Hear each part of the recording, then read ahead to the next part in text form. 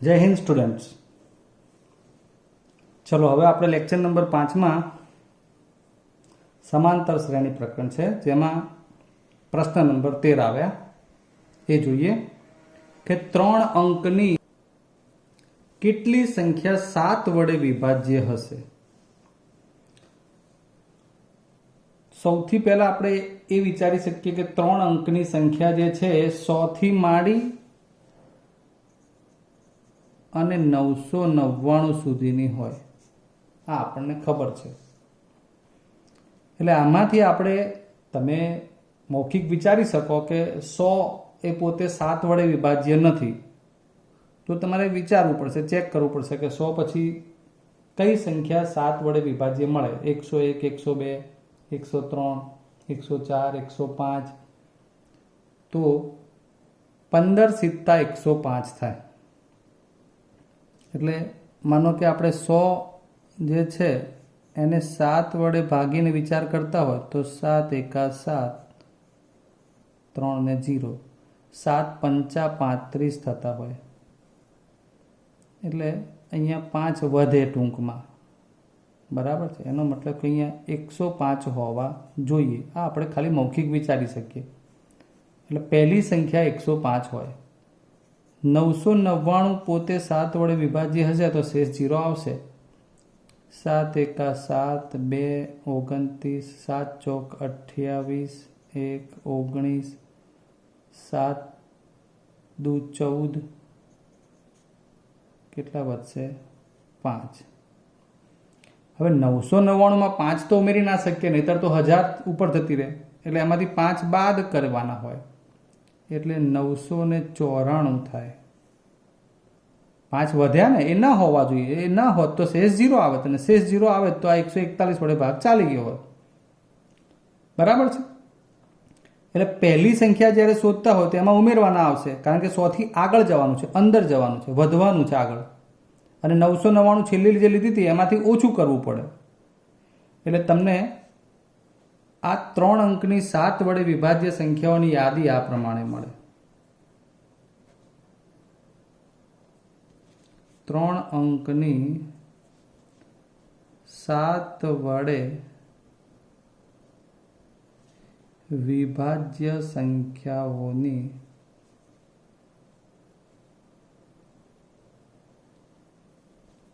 સમાંતર શ્રેણી કઈ બને? 15 સિત્તા 105 પહેલું પદ બને.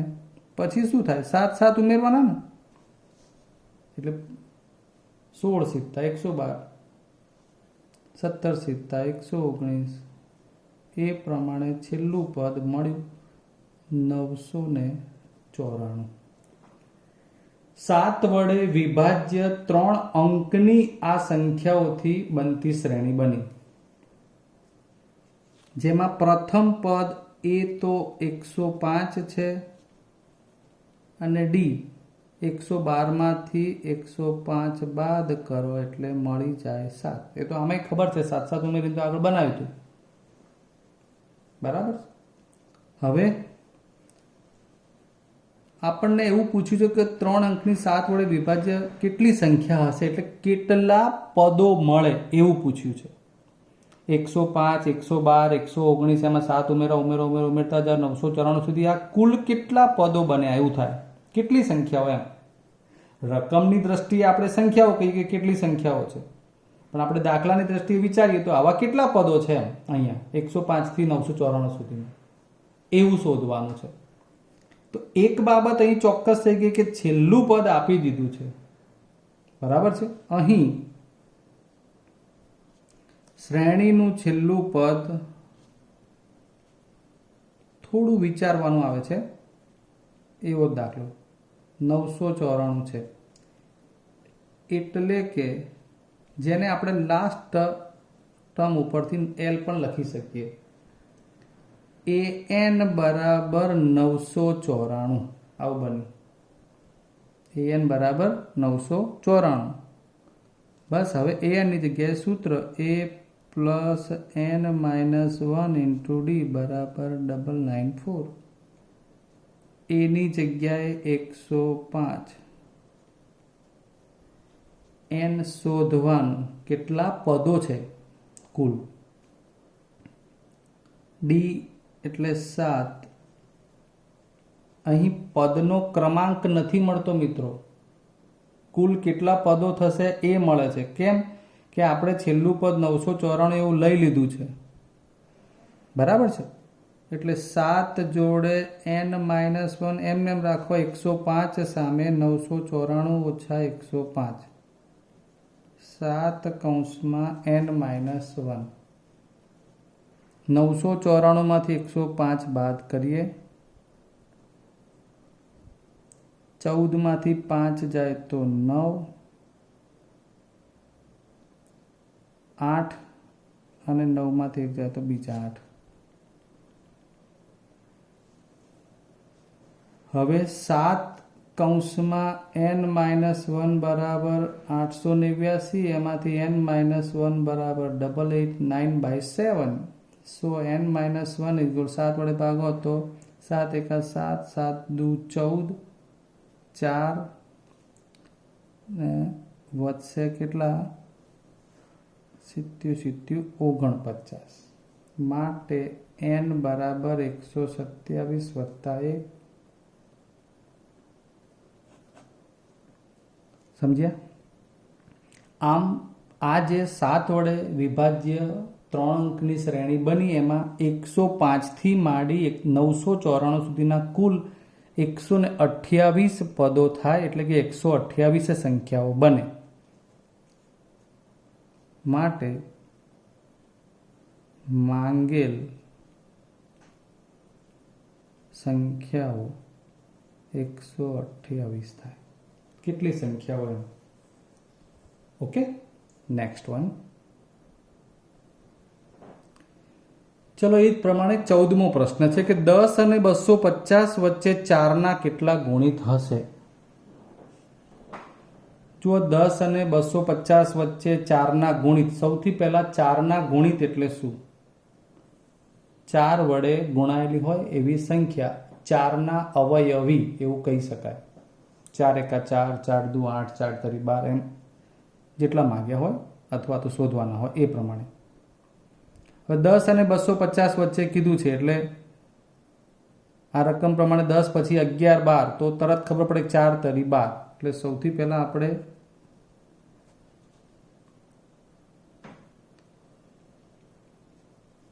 માંગેલ સમાંતર શ્રેણી 4 વડેના ગુણિત એટલે 4 તરી 12, ચોકું 16, 4 પંચા 20. ક્યાં સુધી લેવાની? બરાબર ને? 250 છે તો 250 ને 4 વડે ભાગો, 4 છંગ 24, 1 0, 4 દુ 8, 2 શેષ વધી. મતલબ કે એટલા ઓછા કરી દેવાના છેલ્લા પદ વખતે. 250 થી આગળ જવાનું નથી, એટલે શેષ 2 વધી એટલે શેષ ઓછી કરો એટલે 248 ને તમે 4 વડે ભાગી શકશો. 4 ઓછા કરીને લખો એટલે આગળ લખાય, 244 થઈ જાય. એમાં 4 ઓછા કરીને લખો તો એનાથી આગળ લખાય. એવી રીતે આપણે સંખ્યાઓ લખી શકીએ. 12, 16, 20 અપ ટુ 244 ને છેલ્લે 248 એવી શ્રેણી લખી શકાય. આ આપણી રકમ પ્રમાણે બનતી શ્રેણી છે. સેમ દાખલો થઈ ગયો. આગળ પ્રમાણે અહીં અંતિમ પદ L બરાબર AN બરાબર 248 છે અને માટે AN બરાબર 248 લઈને ગણશો તો n બરાબર 60 મળશે. કેટલા પદો મળે તો કે છે આની અંદર 60 પદો હશે. આ પ્રમાણે આ તમારે જાતે ગણવાનો થશે દાખલો. આ પ્રમાણે કોઈ પણ 7ના વિભાજ્ય સંખ્યા માગે, 4ના ગુણિત માગે, 5ના ગુણિત માગે. હવે તમને આઈડિયા આવી ગયો છે કે કયા બે પદોની વચ્ચે કેવી રીતે આપણે એ સંખ્યાઓ લાવવાની હોય, ગુણિત કહો કે અવયવી કહો. એટલે એ દાખલા તમારે એ પ્રમાણે ગણવાના છે. ચાલો મિત્રો, હવે પ્રશ્ન નંબર 15 વાંચીએ. એનના કયા મૂલ્ય માટે બે સમાંતર શ્રેણીઓ 63, 65, 67 એ પ્રમાણે આગળ અને 3, 10, 17 એ પ્રમાણે આગળના એનમાં પદ સમાન થાય. આ એનમાં પદ એટલે કે 15માં પદ બંનેના સમાન થાય છે, 13માં પદ બંનેના સમાન થાય છે કે 20માં પદ સમાન થાય છે. તો એક તો પહેલા આપણને આઈડિયા કેવી રીતે આવી શકે? જો વ્યવહારુ વિચારો ને તો પદ સમાન બનાવવા માટે જેમ કે 63, 65, 67 આ વધે છે, એમ આ પણ 3, 10, 17. તો કયા પદ સમાન બનાવવાના છે એ શોધવાનું છે, કેટલામાં નંબરના પદ એમ. એટલે આપણે પહેલા બે અલગ અલગ શ્રેણી માટે વિચાર્યું કે પ્રથમ શ્રેણી 63, 65, 67 એના માટે a બરાબર b એને એવું લઈ લઈએ. તો એના માટે આપણે a લઈએ છીએ પ્રથમ માટે 63, d લઈશું તો 65 - 63 બરાબર 2. એવી રીતે બીજી સમાંતર શ્રેણી માટે પ્રથમ પદ a બરાબર 3, d બરાબર 10 - 3 એટલે કેટલા આવશે? 7. અહીં બંનેના ડી અલગ અલગ છે, પ્રથમ પદ પણ અલગ, શ્રેણી આખી અલગ જ છે, પણ એકનો વધતો ક્રમ ડી બરાબર 2 સમજી શકાય, બીજાનો વધતો ક્રમ ડી બરાબર 7 સમજી શકાય. બીજું કે પ્રથમ પદ 63 છે પણ 2 વધે છે, પ્રથમ પદ 3 છે પણ 7 વધે છે. એટલે સ્વાભાવિક છે કે જે વધવાનો ક્રમ છે આમાં વધારે છે, તો કોઈ એક પદે બંને સરખા બની શકે એવી શક્યતા છે. એ આપણે શોધવાનું છે. ક્લિયર? હવે પ્રથમ શ્રેણી માટેનું જે છે એમાં આપણે એનું an એટલે nમું પદ શોધીએ. સૂત્ર a plus n-1 into d. આપણે એનું પ્રથમ પદ કેપિટલ લખીશું. અહીંયા પ્રથમ પદ કેપિટલ લીધું છે માટે 63 + n જે આપણે શોધવાના થશે n-1 ઇન્ટુ d એટલે કેટલા? 2. 63 + છૂટું કરી દઈએ અથવા એને એમને એમ જ રાખો. ચલો કરીએ પછી આનું એ રીતે. અહીંયા પણ an આનું અંતિમ પદ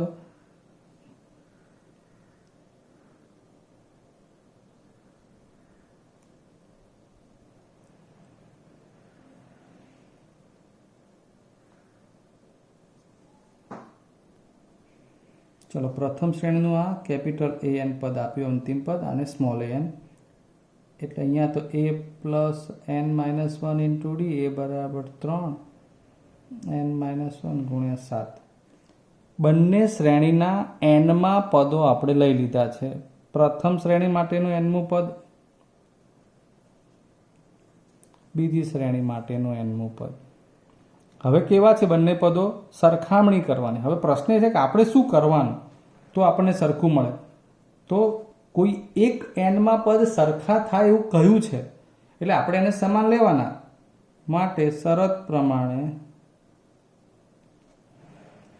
an is equal to an. આ શ્રેણીનું એનમું પદ અને આ શ્રેણીનું એનમું પદ સમાન છે. અર્થાત 63 + n-1 ગુણ્યા 2 બરાબર 3 + n-1 ગુણ્યા 7. 63 અને ચલો બધું જ છૂટું કરી નાખીએ. 2n-2 3 7n-7. 63 માંથી 2 જશે એટલે 61 + 2n 7n-4. 7n ની બાજુમાં એટલે કે એ દિશામાં 2n રાખીએ ને 61 + 4 કરીએ એટલે 65.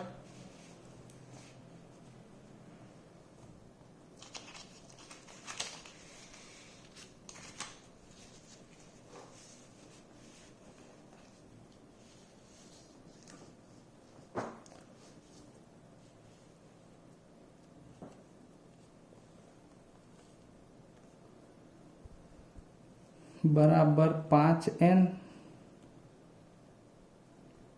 5n બરાબર 65 એટલે n બરાબર 65/5 એટલે તે. ફરી વાર એ બંને પદોની સરખામણી કરી છે. 63 + n-1 ગુણ્યા 2 આ પ્રથમ શ્રેણીનું એનમું પદ, આ બીજી શ્રેણીનું એનમું પદ. સાદું રૂપ જ આપ્યું છે.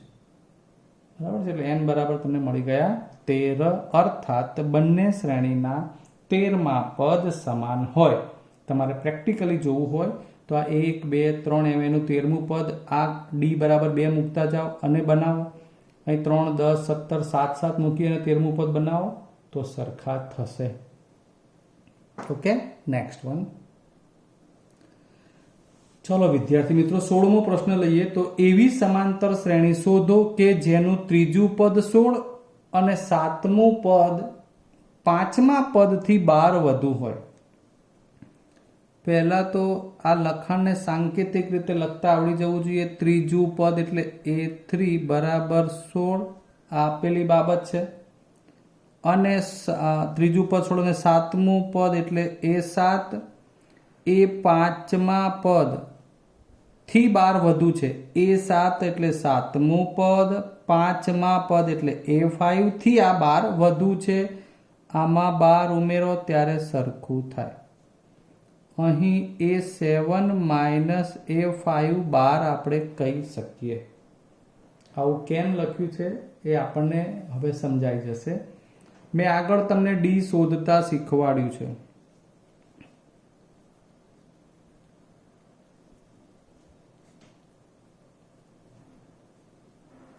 આ ડી મળે છે મિત્રો આ રીતે. ડી બરાબર AM માઇનસ AN, અર્થાત આટલામું પદ માઇનસ આટલામું પદ. એટલે અહીંયા તમે જુઓ તો A7 minus A5 upon 7 minus 5.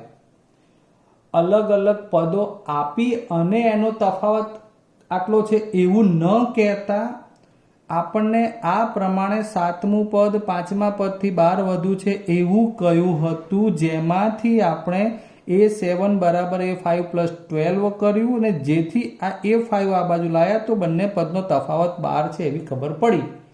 એટલે ડી શોધવાના આ સાદા સૂત્રમાં હવે આ દાખલા તરીકે ડી બરાબર A7 માઇનસ A5 માં તમે 12 મૂકો ભાગ્યા 7 ઓછા 5 એટલે 2, એટલે ડી બરાબર 6 મળી જાય. ડી શોધવાનો આ સરળ રસ્તો છે. બે પદોના તફાવત મળે ત્યારે તમે ડી વાપરી શકો આ રીતે. ઓકે, એટલે ડી તમને મળી ગયું છે. હવે ડી મળ્યા પછી એ તો સરળ જ છે. શેમાંથી મળે? એ તો એ પણ જોઈ લઈએ. તો A3 બરાબર 16, A3 એટલે A પ્લસ 2D બરાબર 16. એની જગ્યાએ શોધવાનું છે ડી બરાબર 6, 6 દુ 12, અને માટે એ બરાબર 16 ઓછા 12 એટલે 4. ક્લિયર? એ જાણો, ડી જાણો. દાખલામાં જે કંઈ પૂછ્યું હોય બધું જ જાણી શકાય. એવી સમાંતર શ્રેણી કીધી છે એટલે હવે માંગેલ સમાંતર શ્રેણી. પહેલું પદ એ એટલે 4, ડી ઉમેરો પછી બીજા 4 વત્તા 6 10, એમાં પાછા બીજા 6 ઉમેરો 10 ને 6 16 થઈ ગઈ. અનંત સુધી આ માંગેલી શ્રેણી. ક્લિયર? 4, 6 એ પ્રમાણે.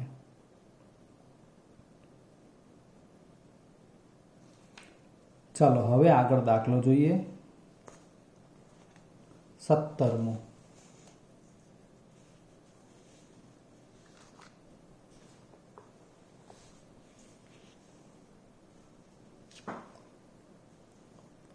સમાંતર શ્રેણી આપી છે 3, 6, 18, 253 પૂર્ણ થઈ જાય તરત જ મગજમાં આવવું જોઈએ કે આનું છેલ્લું પદ 253 તો છે જ.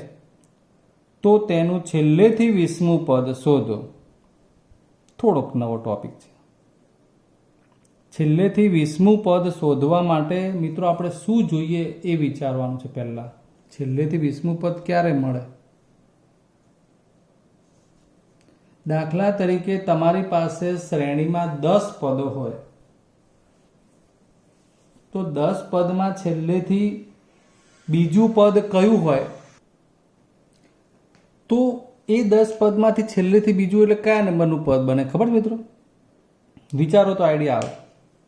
તો એ 9મા નંબરનું પદ બને. એક સામાન્ય બાબત સમજીએ. દાખલા તરીકે આ પહેલા નંબરનું પદ છે, આ બીજા નંબરનું, ત્રીજા નંબરનું, ચોથા નંબરનું, પાંચમા અને છઠ્ઠા નંબરનું. આ પદોનો ક્રમ છે. છેલ્લેથી બીજું પદ કીધું હોય અહીંયા. કુલ કેટલા પદો છે? 6. એ સમજવાનું. છેલ્લેથી બીજું એટલે કયું? પાંચમા નંબરનું. એનો મતલબ કે કુલ પદો જે 6 છે એમાંથી એક ઓછું કરો એટલે છેલ્લેથી બીજું મળે. છેલ્લેથી ત્રીજું કયું હોય તો છેલ્લેથી ગણો છે એટલે આ છેલ્લેથી ત્રીજું એટલે આ ચોથા નંબરનું પદ આવ્યું શરૂઆતથી. એટલે કુલ પદ 6 છે તો 6 ઓછા 2 કરે, આ 6 ઓછા 1 કરે. અર્થાત જે છેલ્લું પદ છે, માનો કે આપણે એને n કહીએ છીએ, આ છેલ્લા પદમાંથી એક ઓછા કરો એટલે આગળનું મળે છેલ્લેથી બીજું. છેલ્લું એટલે છેલ્લેથી પહેલું એટલે આમ. એટલે તમારે દાખલા તરીકે 50 પદો હોય અને છેલ્લેથી 20મું પદ પૂછ્યું હોય તો શું કરવાનું? એના જેવું છે અહીંયા કંઈક. તો છેલ્લેથી 20મું પદ, છેલ્લેથી 50મું પદ, આવું બધું જ્યારે પૂછ્યું હોય ત્યારે આપણે સૌથી પહેલાં કુલ પદો શોધવા પડે. ખ્યાલ આવી ગયો? અહીંયા છેલ્લેથી બીજું શોધવા માટે આપણે 2 બાદ કર્યા. છેલ્લા કુલ પદો હતા 6. છેલ્લેથી બીજું એટલે સોરી 1 બાદ કરે. છેલ્લેથી ત્રીજું તો 2 બાદ કરે એટલે 1 ઓછું બાદ કરવાનું. ફરી વાર સમજાવી દઉં. છેલ્લેથી બીજું પદ શોધવાનું કયું છે એટલે કુલ પદમાંથી 1 બાદ કરવાનું, 1 ઓછો બાદ કરવાનો. છેલ્લેથી ત્રીજું એટલે અહીંયા આપણા માટે ચોથા નંબરનું પદ છે. છેલ્લેથી ત્રીજું એટલે આ 1 2 3 ચોથું, બરાબર. છેલ્લેથી ત્રીજું કયું છે પણ બાદ કેટલા કરીએ છીએ આપણે? 6 માંથી 2 એટલે એટલા નંબરનું મળે. એટલે n-1મું પદ થાય. છેલ્લેથી 20મું પદ કયું હોય તો એનો મતલબ કે છેલ્લેથી 20 એટલે 19. કુલ પદ 50 હોય તો એમાંથી છેલ્લેથી તમારે 1 ઓછું કરીને કરવાનું. 19 બાદ કરો એટલા થાય. કરીએ હવે. કુલ પદો પહેલા શોધી કાઢીએ આપણે, પછી વિચારીએ. આપેલ સમાંતર શ્રેણીમાં કુલ પદો કેટલા થાય? પહેલું કામ આપણું એ છે અહીંયા. હવે એ તો જાણીએ છીએ કે n અથવા તો l બરાબર an બરાબર 253 છે, a બરાબર 3 છે અને d બરાબર 6 ઓછા 3. આ પણ 3 જ છે. અહીં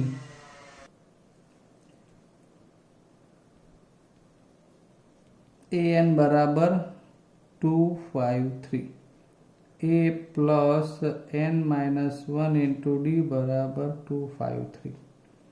a ની જગ્યાએ 3, n માઇનસ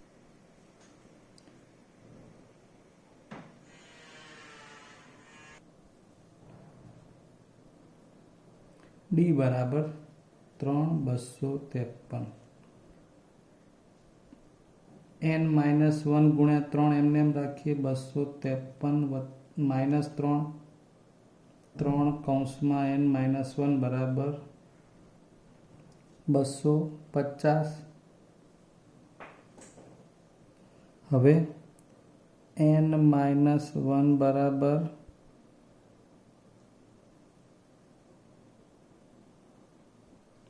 રકમમાં થોડો પ્રશ્ન હતો. અહીંયા 3 પછી 8 છે. આ 8 છે મિત્રો, એટલે 8 ઓછા 3 એટલે 5, કારણ કે પૂર્ણાંક તો જ આવશે. એટલે અહીંયા 5, અહીંયા 5, 250 ભાગ્યા 5 થશે, બરાબર છે. 5 25, 50 n બરાબર 50 ને 51. આપણું ફોકસ કેટલા પદો આવે એની પર છે, બરાબર છે. એટલે કુલ પદો. હવે કુલ પદો મિત્રો આપણી પાસે 51 છે. હવે છેલ્લેથી 20મું પદ એટલે કુલ પદ n જેટલા હતા એમાંથી 20મું પૂછ્યું છે એટલે એક ઓછો કરીને લખવાનું 19. એટલે n-19 એટલે કે 51 - 19 એટલે 32મું પદ, જે શરૂઆતથી 32મું પદ હોય એ આપણું છેલ્લેથી 20મું પદ કહેવાય. એટલે કે છેલ્લેથી 20મું પદ બરાબર શરૂઆતથી 32મું પદ અને માટે હવે આપણે તો એ 32 શોધવાના છે, બરાબર છે. એટલે એ 32 બરાબર એ વત્તા 31D પ્રમાણે પણ લખી શકાય. એ તો 3 છે જ, 31 ગુણ્યા D 5 છે, 3 5 એકા 5 5 તરી 15 એટલે થઈ જશે 158. એ 32 બરાબર 158. ક્લિયર મિત્રો? હવે આજે આપણે આ વિડીયોમાં 17 નંબરના દાખલા સુધી કામ પૂર્ણ કરીશું. આગળના દાખલા હવે નવા વિડીયોમાં લઈશું. જય હિન્દ.